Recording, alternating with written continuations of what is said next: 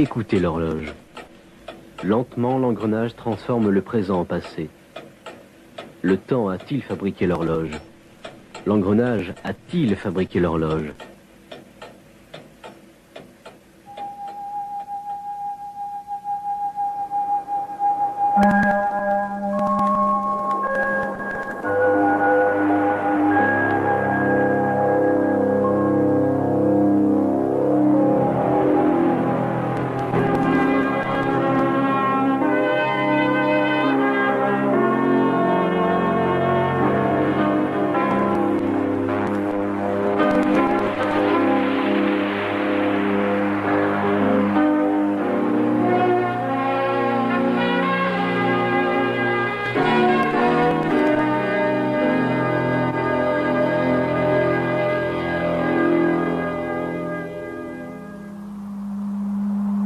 Toutes sortes de vies existent sur notre planète. Certaines formes de vie sont si petites qu'elles peuvent se glisser aisément dans le trou d'une aiguille. Et pourtant, même ces êtres unicellulaires sont d'une complexité incroyable. Les scientifiques ont découvert qu'ils sont constitués de milliards d'atomes qui sont arrangés de manière complexe. Mais qu'est-ce qui les fait vivre? Qu'est-ce qui leur donne la capacité de se déplacer et de se reproduire? Un être humain est constitué de plusieurs milliards de cellules. Ce rassemblement superbement organisé d'atomes et de cellules possède des capacités incroyables. Il vit, il éprouve de la joie, de la souffrance et de l'amour. Il distingue la beauté de la laideur, le bien du mal. Comment ceci a-t-il pu se produire? Comment un simple amalgame d'atomes peut-il accomplir des choses si extraordinaires?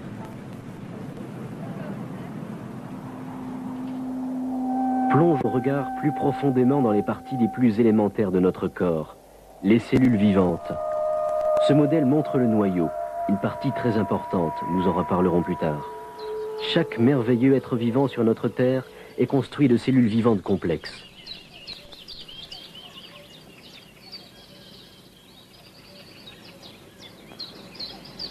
La technologie moderne a révélé une partie de leur fonctionnement superbe. Nous pouvons maintenant observer une cellule se divisant en deux.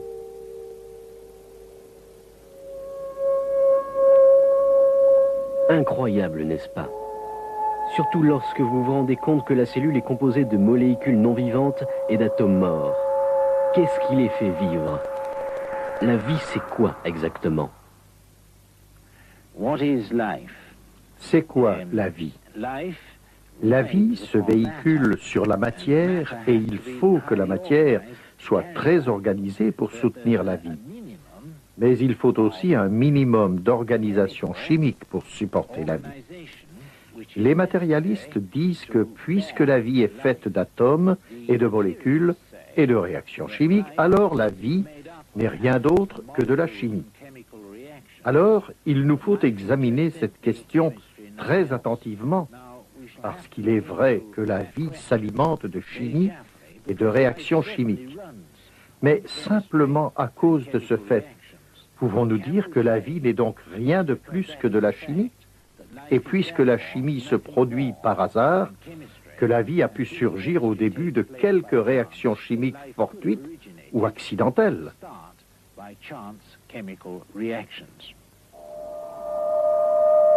Voici le cœur du mystère de la vie, la cellule vivante. Notre corps a été construit par leur division et redivision petit à petit. Chose stupéfiante, les quelques milliards de cellules diverses et compliquées du corps humain proviennent d'une seule cellule, l'œuf fertilisé, le zygote. La croissance de l'embryon est une chose merveilleuse. À partir de rien apparemment, se construisent les cellules complexes du système nerveux, de la peau, des muscles, du sang et des os, d'après des plans stockés dans le zygote.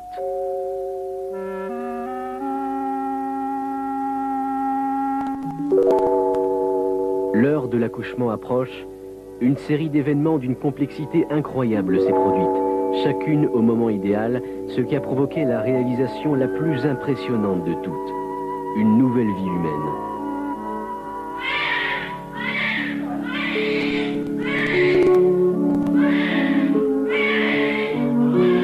Quand nous sommes nés, nous sommes incroyablement complexes, techniquement parfaits, un merveilleux ensemble de pièces intégrées qui vit et qui grandit.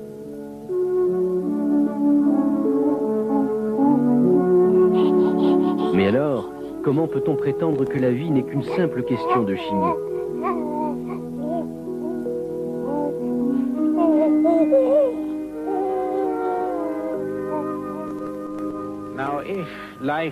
Si la vie se ramène simplement à de la chimie et n'est rien d'autre que de la chimie, alors la meilleure façon de comprendre ces vraies potentialités, c'est de regarder quelques-unes des substances chimiques de la vie.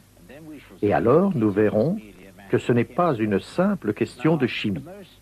La substance chimique la plus importante dans la cellule, c'est la molécule d'ADN. La molécule d'ADN est une molécule chimique très longue et elle contient toutes les informations qui font que la vie est ce qu'elle est. La molécule d'ADN détermine la couleur de votre peau. Elle détermine si vous êtes un crocodile ou un chou-fleur. Elle détermine si vous êtes une amibe ou un singe. Elle détermine l'espèce et elle détermine les attributs de l'espèce à laquelle vous appartenez, quelle qu'elle soit. Alors, comment le fait-elle? Dans l'être humain, il y a suffisamment d'informations contenues dans cette molécule pour remplir 1000 livres de 500 pages aux caractères d'imprimerie les plus petits, de données chimiques sur la façon de vous fabriquer et comment vous maintenir en vie. Ceci est plutôt compliqué. Alors prenons quelque chose de plus simple pour expliquer le fonctionnement de la molécule d'ADN.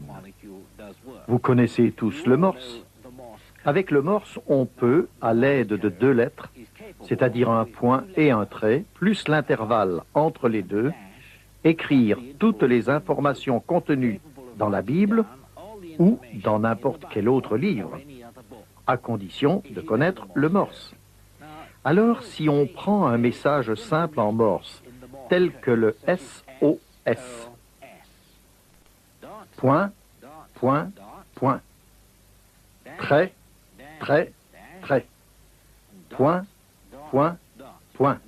Voilà tout le message d'une personne en détresse. Alors, le code génétique, les chromosomes et la molécule d'ADN utilisent exactement la même méthode, le même principe pour stocker des informations. Voici une corde. Et sur cette corde, j'ai point, point, point, trait, trait, trait, point, point, point. Et je la soulève devant vous et toute personne connaissant le morse dira « Ah ah, il essaie de me dire qu'il est en détresse. SOS. »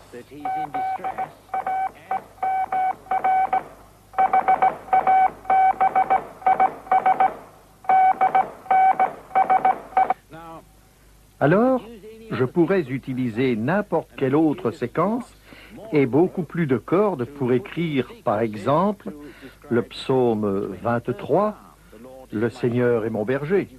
Et on pourrait l'écrire en entier, simplement en utilisant une corde semblable.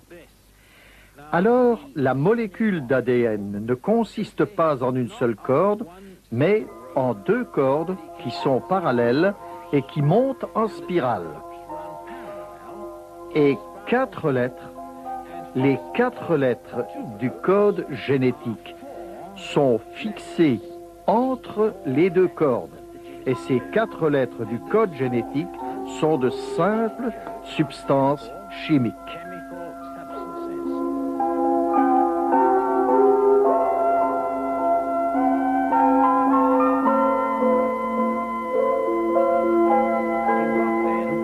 Vous avez donc une très longue molécule génétique d'ADN, toute repliée et retenue au milieu par des liaisons d'hydrogène qui sont des liens chimiques très faibles.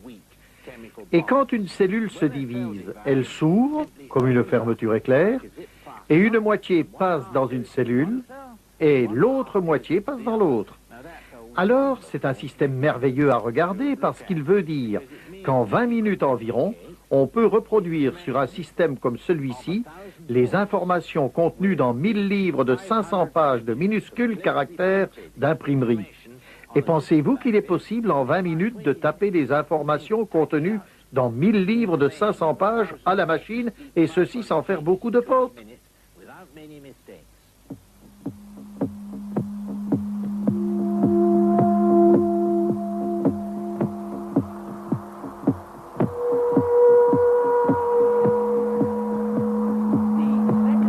La deuxième chose importante au sujet de cette rédaction du livre de la vie dans la cellule, c'est que la molécule est capable de se relire. Quand nous écrivons un livre, il nous faut quelqu'un d'autre pour le lire, mais ceci n'est pas nécessaire dans la cellule. D'abord, la cellule fabrique ce qu'on appelle des ribosomes, et ces ribosomes, ce sont des protéines compliquées.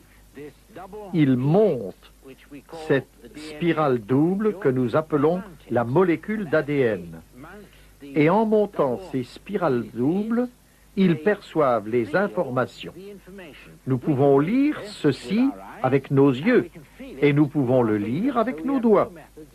Donc, nous avons deux façons de lire ce livre avec notre façon de faire. Mais dans la cellule, les ribosomes montent sur la structure double et en lisant les positions des bases, ils recrachent, pour ainsi dire, les protéines qui sont inscrites en langage chimique. Et ainsi, ils vous fabriquent, vous. Alors, les informations qui sont contenues dans cette molécule d'ADN ne sont pas, croyez-moi, écrites sur les molécules qui constituent la corde. Les biochimistes ont découvert qu'il y a 10 à la puissance 87 façons d'assembler les atomes dans la molécule d'ADN humaine. Selon la théorie de l'évolution, cette molécule si complexe, qui n'est qu'une partie d'une cellule humaine complète, est apparue par l'action du temps et du hasard, par essai et erreur. Cela a-t-il pu se produire?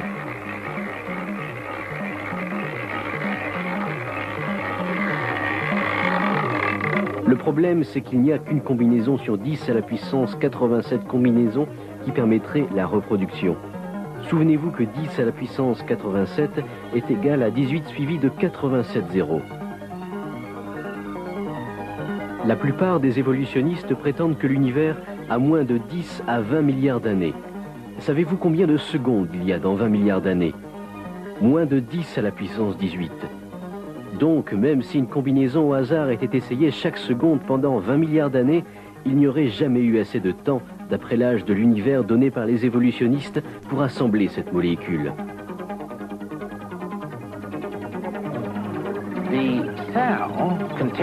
La cellule qui contient un tel système chimique n'était pas fabriquée par la seule chimie des molécules qui la constituent. Donc je crois qu'il y a un auteur qui est au-dessus du matériel et de la matière dont ces cordes sont faites, qui a d'abord conçu les informations nécessaires pour fabriquer une cellule, qui a ensuite noté ces informations et qui a incorporé un système de lecture et de réalisation pratique. Ceci pour que la cellule puisse se construire à partir des informations inscrites en elle, lors de la création, par l'auteur de ces informations. En tant que scientifique, je suis convaincu que la chimie seule d'une cellule n'est pas suffisante pour expliquer le fonctionnement d'une cellule, bien que ce fonctionnement soit chimique.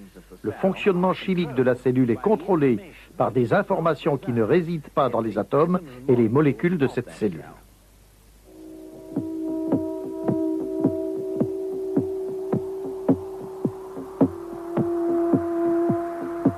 Dans la Genèse, il est écrit « Au début, Dieu créa ». Il a créé la matière à partir de rien. Il a pris cette matière et lui a donné toutes sortes de formes. Des cellules vivantes, de petites créatures vivantes constituées d'une cellule ou de plusieurs.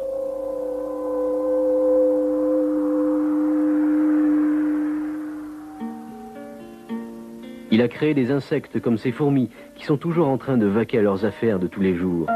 Et bien sûr, les oiseaux qui volent comme cette petite mouette. La Bible dit qu'une intelligence extérieure a créé la matière et a créé la vie.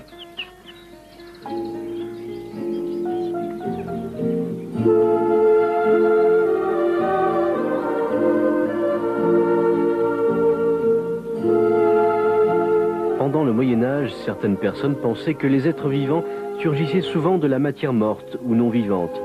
Par exemple, on pensait que les grenouilles provenaient de la vase, de la boue d'un étang, ou que des asticots provenaient de la viande avariée.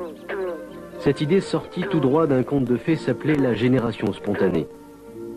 Les gens pensaient que les vers, les insectes et beaucoup d'autres créatures s'étaient formées à partir de la matière dans laquelle ils vivaient. Un grand scientifique du XVIIe siècle avait une recette pour créer des souris par la génération spontanée. Il a dit de prendre une chemise sale, trempée de sueur, et d'ajouter du blé.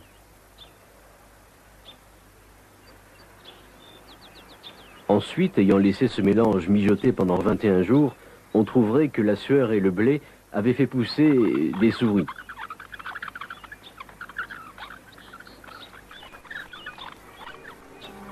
En 1668, un Italien nommé Redi se demandait si la viande était vraiment à l'origine des asticots que l'on trouvait sur la chair qui se décomposait. Il a réalisé certaines expériences par lesquelles il a prouvé que la viande en cours de décomposition ne produirait les asticots que si des mouches y avaient accès. Mais peu de gens prêtèrent attention à ces expériences. C'était le célèbre scientifique français, Pasteur, qui par la suite a prouvé de manière concluante que les êtres vivants ne provenaient jamais de la matière stérile ou non vivante. En d'autres termes, la vie provient toujours de la vie. Les scientifiques sont convaincus de ceci, à tel point qu'ils l'ont proclamé sous la forme d'une loi scientifique, la loi de la biogénèse. Cependant, l'évolutionnisme naturaliste est basé sur l'idée qu'à l'origine, la vie a été générée spontanément, à partir de la matière non vivante. On croit ceci malgré le fait qu'il n'y a pas eu un seul exemple de génération spontanée observé depuis que l'observation scientifique existe.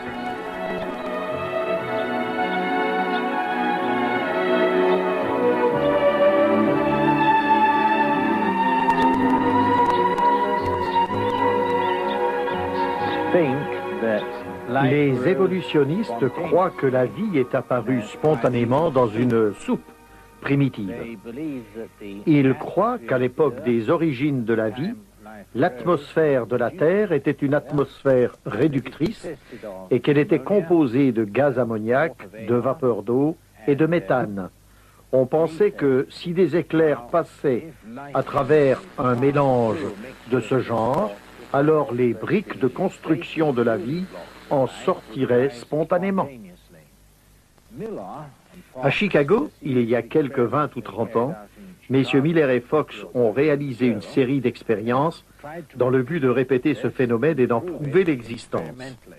Donc, ils ont fait passer un courant électrique à travers un mélange de méthane, de gaz ammoniaque et de vapeur d'eau, et ils ont obtenu un certain nombre d'acides aminés qui sont à la base de la vie. On pensait alors que ces acides aminés démontraient que la vie, ou tout au moins les précurseurs de la vie, apparaîtraient dans de telles conditions. Ils ont donc proclamé qu'ils avaient produit d'une manière expérimentale les premières étapes dans la production spontanée de la vie, ce que croit encore le monde scientifique à ce jour. Alors, est-ce la réalité? Il n'y a pas de doute qu'ils ont produit des acides aminés. Mais est-ce que ces acides aminés font partie de ceux qui pourraient être utilisés pour la vie? La réponse est un non catégorique, car la vie a besoin d'acides aminés, qui sont exclusivement de la série L et non de la série D, pour produire les protéines de la vie. Des conditions semblables s'appliquent à la production de la molécule d'ADN qui a besoin de molécules D exclusivement. La vie ne peut pas utiliser les mélanges parce que la stéréochimie ne cadre pas avec l'explication. Donc, puisqu'ils ont produit effectivement des mélanges racémiques, il est catégoriquement impossible que la vie provienne spontanément d'une soupe primitive de ce genre. La stéréochimie ne cadre pas avec l'explication. Bien que l'expérience de M. Miller semblait au début marquer des points pour la théorie de la génération spontanée de la vie, une vérification attentive de l'expérience démontre qu'elle ne fait que compliquer la question. Non, le cœur de la question, l'origine des informations stockées ici, reste un mystère, puisque dans l'expérience de M. Miller, il y avait un mélange de 50% d'acides aminés L et de 50% d'acides aminés D qui se sont formés. Et lorsque l'on a un mélange des deux, cela ne produit pas de vie du tout. La vie ne peut pas utiliser des combinaisons de ces molécules stéréoisomères en miroir. Si l'on ajoute ne serait-ce qu'un seul acide aminé D à une chaîne d'acides aminés L, celui-ci détruit l'efficacité de la chaîne entière.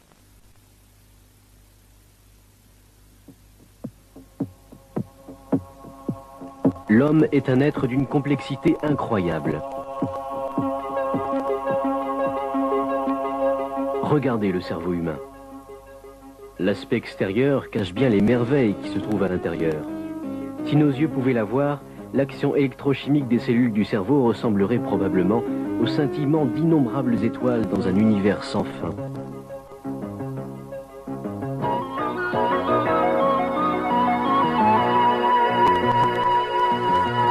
Les 10 à 100 milliards de cellules du cerveau forment des milliards d'interconnexions. Et pourtant, ces cellules sont conçues de manière si merveilleuse et sont si compactes que la partie du cerveau que l'on voit ici est, en réalité, plus minuscule qu'un seul grain de sable.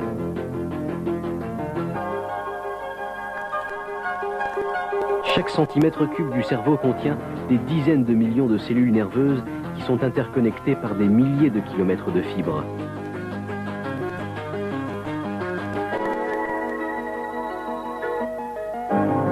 On a dit que l'arrangement de la matière le plus complexe et le plus méthodique dans l'univers entier se trouve être le cerveau de l'homme qui pèse environ 1,5 kg.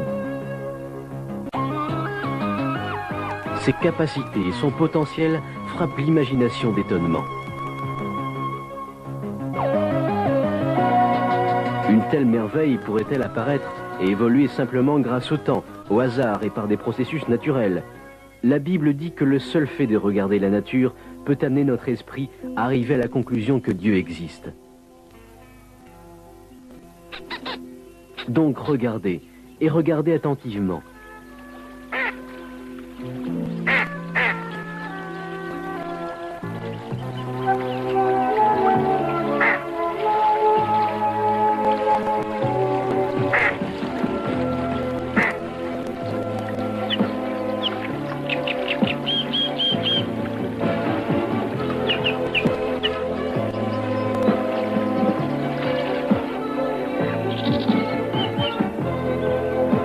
Et Dieu a dit que la terre produise des animaux vivants selon leur espèce, du bétail, des reptiles et des animaux terrestres selon leur espèce.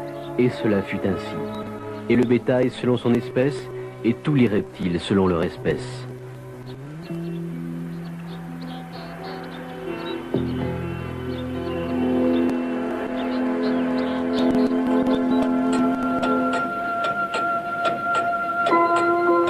Écoutez l'horloge. Comme les substances chimiques qui portent la vie, l'engrenage bouge. Lentement, il transforme le présent en passé. Qui a fabriqué l'horloge? Peut-être que la seule explication logique est que c'était une intelligence extérieure à l'horloge, un horloger. Réfléchissez-y.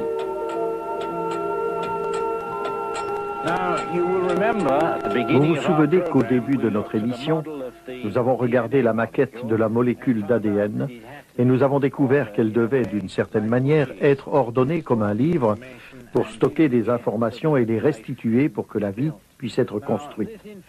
Or, ces informations ne résident pas en tant que telles dans la matière brute et inorganique. Nous croyons donc, et comme vous l'avez vu, nous avons des raisons scientifiques de le croire, qu'il a dû y avoir une insufflation d'informations dans la matière pour produire une structure remplie d'informations comme celle-ci. Donc, il y a eu un acte de création donnant des instructions à la matière quant à la façon de construire une cellule. Ainsi, l'homme qui croit à la création n'est en aucune façon troublé si un biochimiste va dans son laboratoire, prend les particules les plus petites de la terre, de la poussière, et par son esprit les organise jusqu'à ce qu'elles deviennent vivantes, en faisant un virus ou peut-être avec un peu de temps, une cellule primitive. Il a insufflé de l'intelligence à la matière pour le faire. Quand vous regardez la beauté de la nature qui nous entoure, voici la fleur du trèfle. Et quand vous pensez que tout provient de matière insufflée, d'informations comme ceux que je décris, vous ne pouvez qu'être rempli d'émerveillement devant la sagesse d'un créateur qui avait premièrement le sens de la beauté et deuxièmement la capacité technique pour la réaliser. Et je suis émerveillé. Quand je regarde la nature autour de moi, de voir la façon dont Dieu l'a fabriquée et de voir comment il a réalisé la beauté de sa propre âme en créant.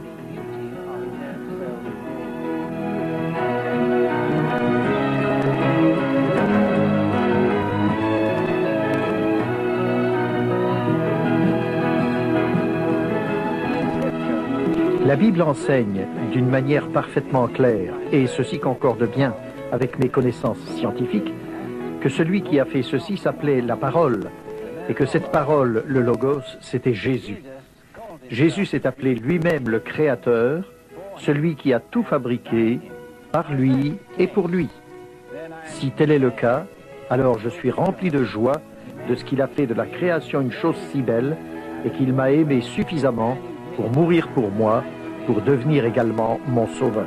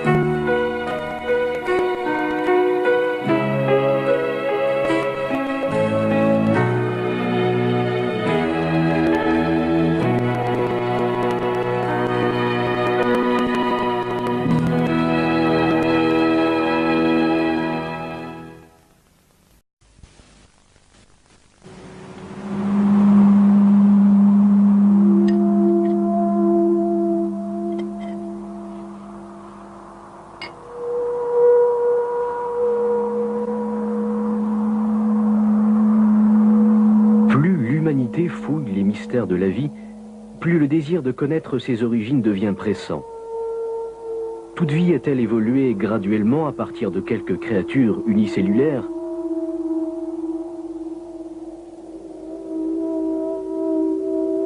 De lents processus et le hasard peuvent-ils créer de nouvelles espèces? Ou les données scientifiques sont-elles mieux en accord avec l'idée qu'un maître créateur a conçu les différentes espèces initiales d'animaux et les a destinées à se reproduire selon leur catégorie, mais avec un potentiel génétique programmé pour une grande variabilité grâce à une reproduction sélective à l'intérieur de chaque espèce? L'histoire des êtres vivants devrait-elle être représentée par un seul arbre évolutif qui partirait d'un seul ancêtre commun pour toute forme de vie? Ou par une forêt d'arbres, chacun représentant une espèce originale différente et chacune avec un pouvoir de grande variation?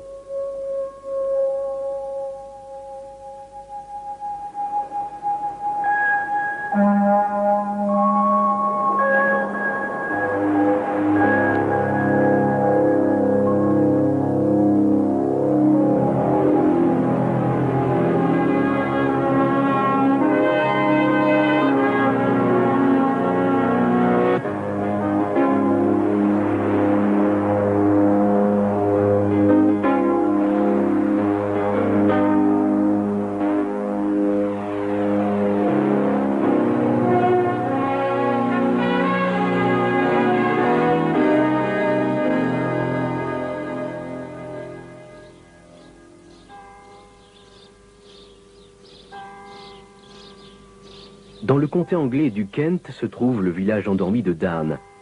Si aucun homme célèbre n'avait jamais vécu là, vous et moi n'en aurions probablement jamais entendu parler.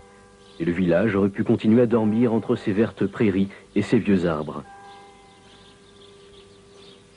Mais voici le manoir de Charles Darwin, aujourd'hui devenu un musée qui est dédié à l'homme et à son œuvre.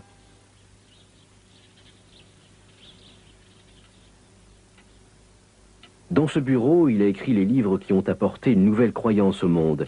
Une croyance dans le progrès, dans le développement de stades primitifs vers des étapes supérieures, jusqu'à ce que peut-être la perfection soit atteinte. Une croyance qui ressemble parfois étrangement à une nouvelle religion. Elle s'appelle l'évolution.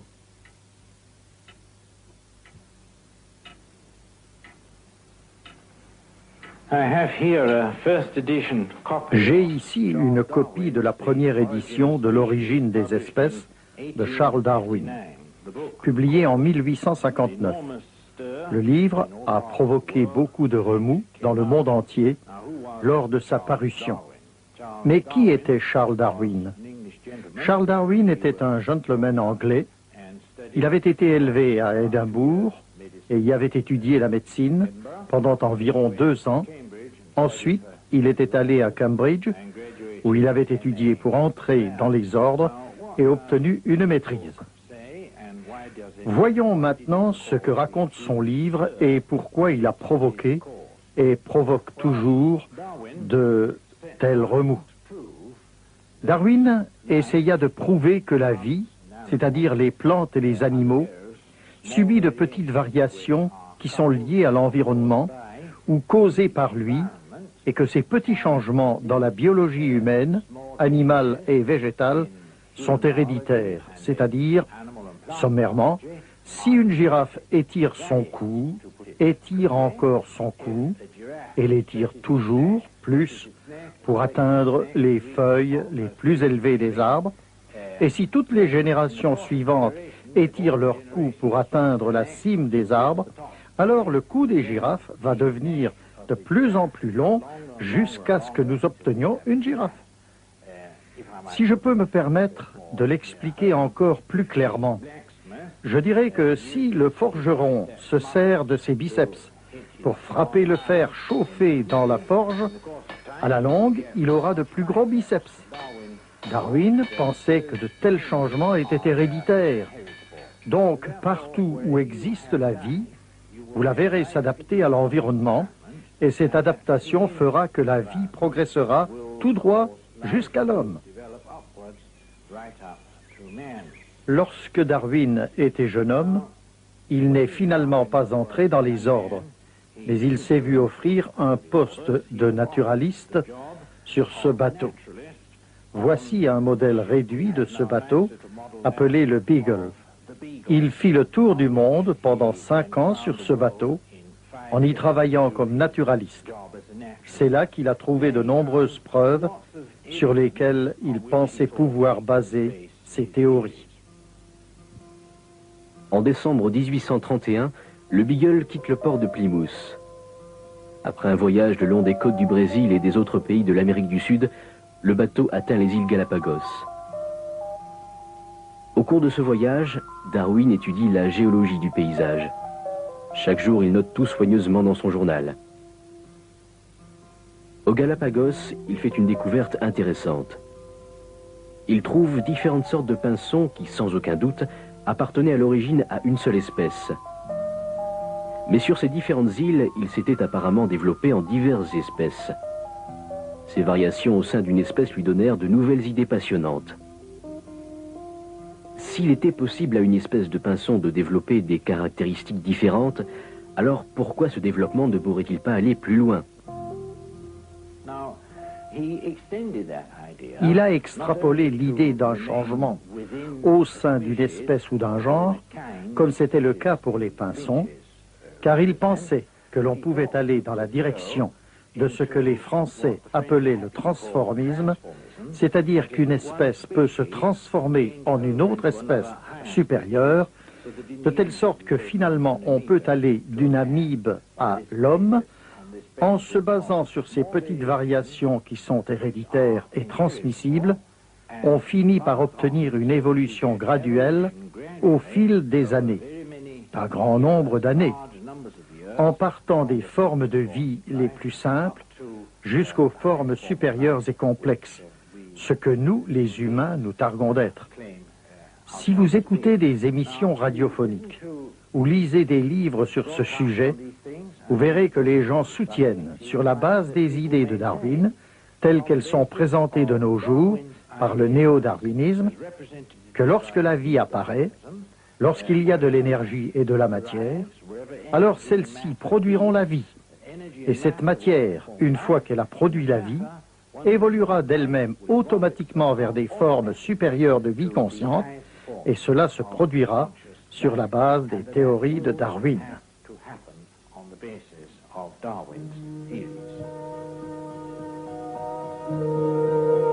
Lorsque Darwin, mort en 1882, est enterré à l'abbaye de Westminster, son idée de l'évolution s'est répandue à travers le monde.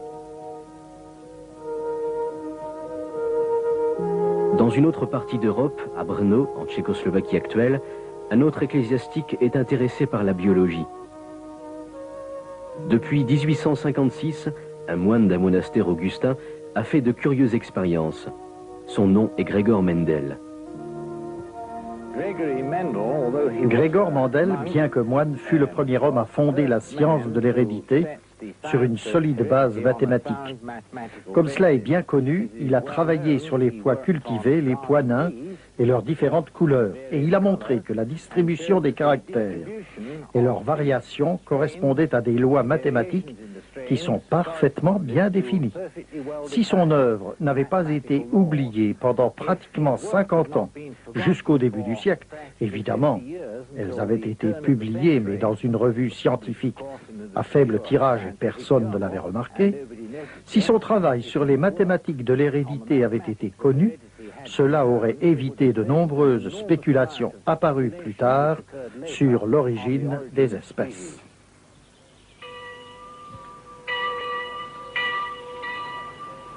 À l'époque de Mendel, le monastère était en territoire autrichien et Brno s'appelait alors Brunn. Là, sur un petit lopin de terre, il croisait ses pois.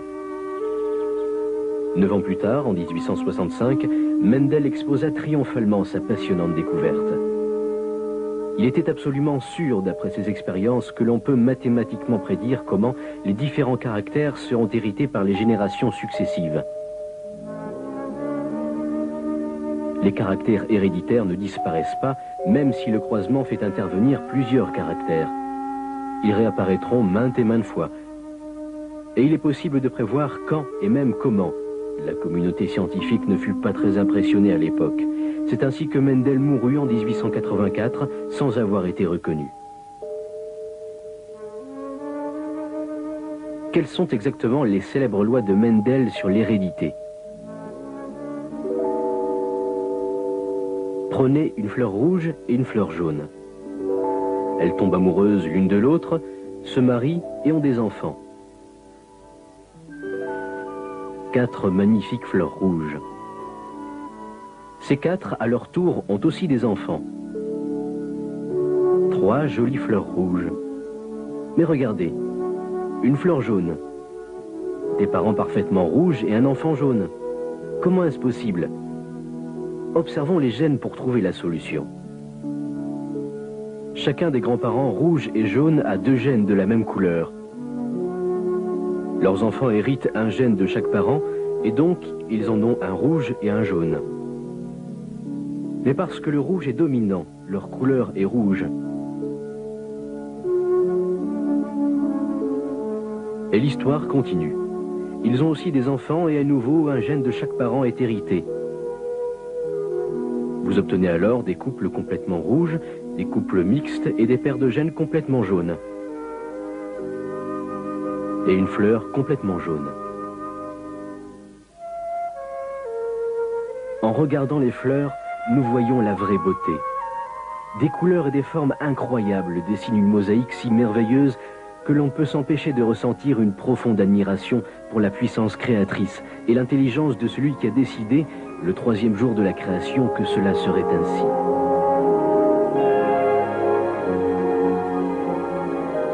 Et Dieu dit que la terre produise de la verdure, de l'herbe portant de la semence, des arbres fruitiers donnant du fruit selon leur espèce, et ayant en eux leur semence sur la terre. Et cela fut ainsi. Dieu vit que cela était bon. Voyons maintenant ce qu'est une espèce. Dans la vie, nous rencontrons une grande variété d'espèces. Aussi, nous allons aborder la question de l'espèce, ce qui, en fait, peut être assez difficile. Les spécialistes appellent l'espèce un pool génétique. Ce qu'ils entendent par là, c'est que chaque genre ou espèce a son schéma directeur de base pour chaque type. Il y a le genre chien, qui a son type particulier d'empreinte. Le coyote appartient à ce groupe, ainsi que le loup, le saint-bernard, le pékinois, le teckel et toutes les espèces de chiens qui existent.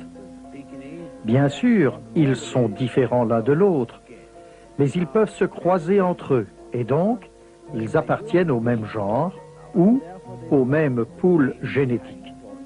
Si les différences physiques ne sont pas trop grandes, on peut obtenir le croisement d'un Saint-Bernard et d'un Pékinois. C'est la même chose avec le genre chat.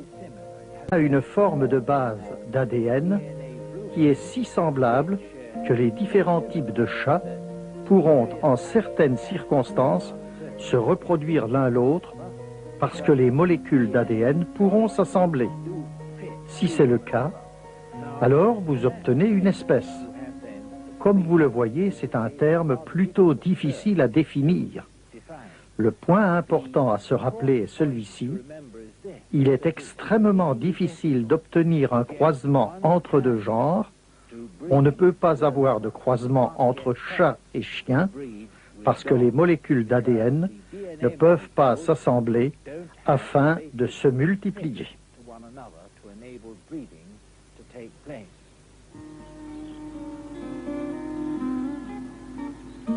Mais parfois, il se passe quelque chose dans les molécules d'ADN et des chromosomes. Une modification survient, c'est ce que nous appelons une mutation. En 1886, un Hollandais du nom d'Hugo de Vries découvre quelque chose de passionnant récoltant des fleurs sauvages. Il connaissait les notaires communes, mais là, il découvre des variétés inconnues de cette même famille. Il les ramène chez lui, il les multiplie et obtient des variétés complètement nouvelles. Il publie ses résultats en 1901 et 1903 sous le titre « Die Mutation Theory ». Pendant ces années, les résultats de l'œuvre de Mendel attirent l'attention publique mais paraissent rendre impossible la théorie darwinienne de l'évolution graduelle. Les mutations deviennent soudainement la nouvelle baguette magique du néo-darwinisme et permettent aux solides barrières entre les différentes espèces d'être franchies.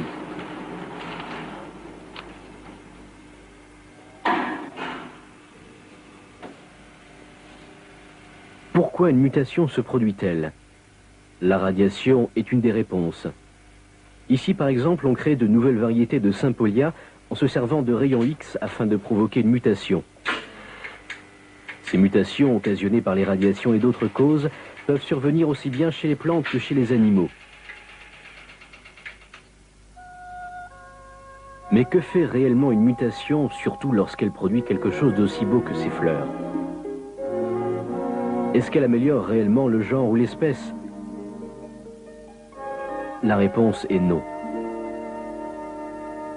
Prenons un exemple, la mouche du fruit. Le biologiste généticien hollandais Dr Willem Ouweneel nous explique. Que signifient tous ces mutants? La question importante pour l'évolutionniste a toujours été de montrer que les mutations jouaient un rôle dans la supposée évolution.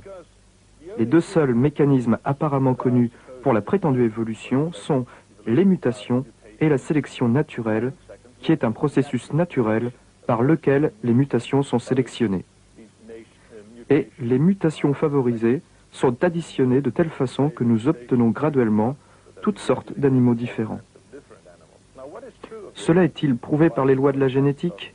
Le premier constat est que nous pouvons conserver en laboratoire dans de bonnes conditions ces mutations, parce que nous les protégeons. Nous sommes très convenables avec elles. et nous en prenons grand soin. Mais ces pauvres animaux mouraient facilement dans la nature, parce que toutes ces mutations leur ont fait du tort. Ces mutations sont très préjudiciables et nuisibles, et souvent, elles sont directement mortelles. Les mutations sont donc dangereuses. Elles sont cependant très intéressantes pour nous. Elles nous sont très utiles, car grâce à elles, nous pouvons étudier beaucoup de lois génétiques chez les animaux. Mais elles sont très exceptionnelles et très dangereuses pour les animaux.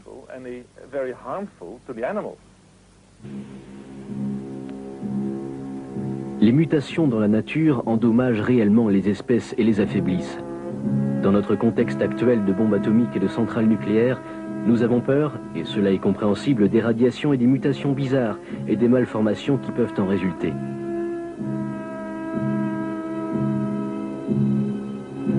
Mais peut-on dire que la sélection naturelle aide au développement d'espèces nouvelles plus résistantes en favorisant de petites mutations positives ?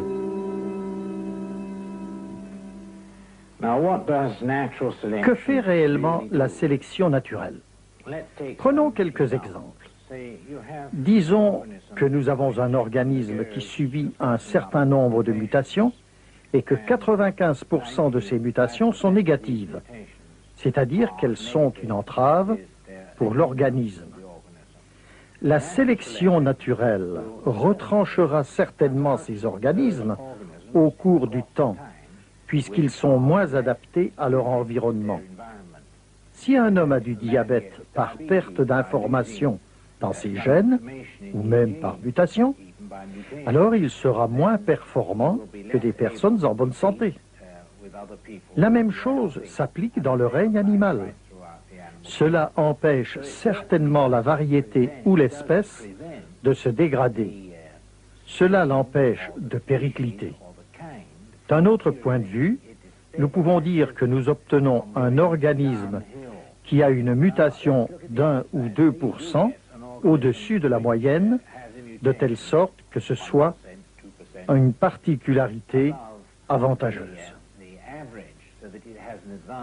Si un organisme possède une sorte d'avantage, il se met à développer un œil. Par exemple, un ver se met à développer un œil. Naturellement, un ver de terre n'a pas d'œil. Il a seulement une tache noire. Mais si ce ver se met à développer une rétine et toutes les structures en rapport, alors ce nouvel organisme, qui est à demi achevé et qui est issu d'une mutation positive, sera une entrave jusqu'à ce qu'il soit parfait. Ce que réalisent ensemble la sélection naturelle et une mutation, c'est d'empêcher la dérive vers le bas d'une espèce. Mais elles ne s'occuperont jamais d'aider une espèce à s'améliorer, parce que la sélection naturelle fera en sorte que des vers améliorés soient produits, mais empêchera la production de vers de terre qui sont, disons, à moitié serpents ou amphibiens, ou quelque chose comme cela, parce qu'ils auraient un handicap selon la théorie même de Darwin. Darwin pensait que la sélection naturelle, la lutte pour la survie et la survie du plus fort serait la cause d'une lente mais inexorable évolution d'une espèce vers une autre. De la matière inerte à des formes primitives de vie, de formes primitives de vie à des formes plus complexes, d'algues et d'amibes jusqu'aux primates et à l'homme. Mais Darwin s'était complètement trompé. La sélection naturelle elle-même empêche cela.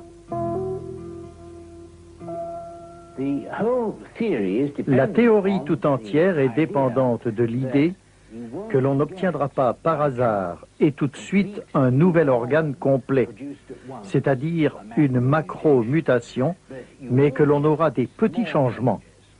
Ces petits changements vers quelque chose de meilleur seront un inconvénient pour l'espèce jusqu'à ce qu'ils soient achevés.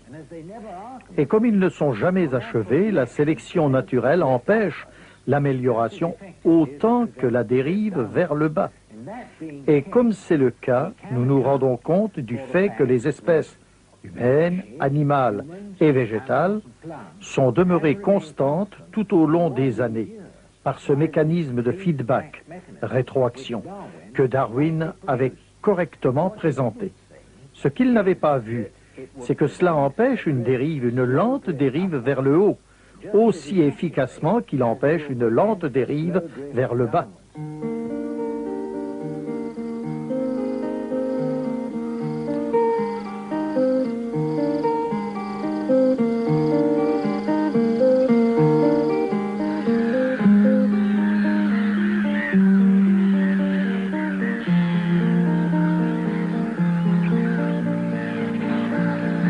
Et Dieu dit que la terre produise des animaux vivants selon leur espèce, du bétail, des reptiles et des animaux terrestres selon leur espèce. Et cela fut ainsi. Dieu fit les animaux de la terre selon leur espèce, le bétail selon son espèce, et tous les reptiles de la terre selon leur espèce.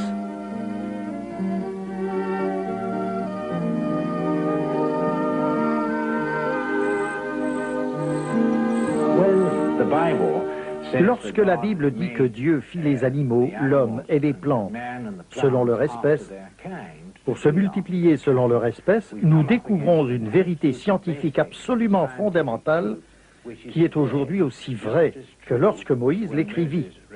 Car Dieu a bien fait les pouls génétiques constants. Il peut y avoir des variations internes, mais on ne peut pas franchir les frontières de ces groupes. On peut avoir des variations internes, mais pas externes.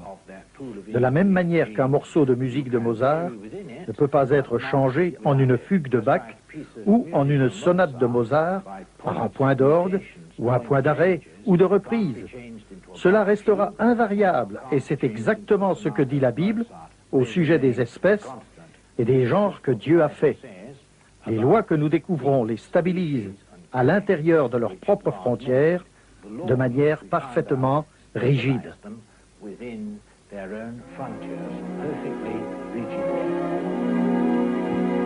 Nous voyons donc que les lois et les découvertes de la génétique fournissent un puissant soutien à la création.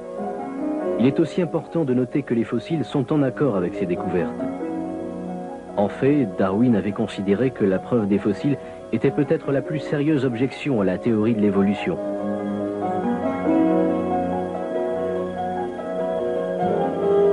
Le docteur Gary Parker est un des anciens évolutionnistes passionnés qui ont changé d'avis et sont devenus des créationnistes convaincus après avoir étudié ces choses en profondeur.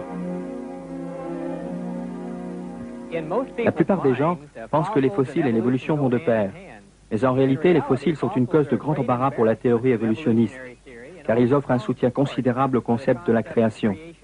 Si l'évolution était exacte, on devrait littéralement trouver des millions de fossiles qui montreraient comment une forme de vie s'est lentement et graduellement transformée en une autre. Mais les chaînons manquants sont en quelque sorte le secret de fabrication de la paléontologie. C'est que les chaînons manquent toujours. Ce que nous trouvons en réalité, ce sont des brèches qui accentuent des limites entre les espèces. Ce sont ces vides qui donnent des preuves de la création des différentes espèces. En fait, il y a des vides entre chacun des principaux genres de plantes et d'animaux. Il manque des formes transitoires par millions. Ce que nous trouvons, ce sont des genres distincts et complexes qui nous orientent vers la création.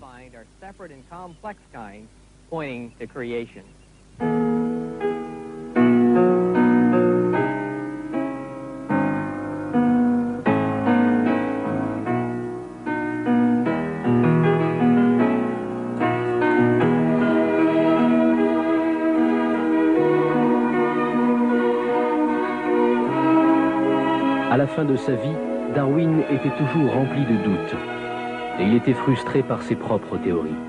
Il s'interrogeait encore sur les grandes questions de la vie. Et c'est ainsi qu'il est mort, finalement pour rencontrer son créateur, celui qui avait dit que les eaux produisent en abondance des animaux vivants et que des oiseaux volent sur la terre vers l'étendue du ciel. Dieu créa les grands poissons et tous les animaux vivants qui se meuvent, et les eaux produisirent en abondance selon leur espèce. Il créa aussi tout oiseau ailé selon son espèce. Dieu vit que cela était bon.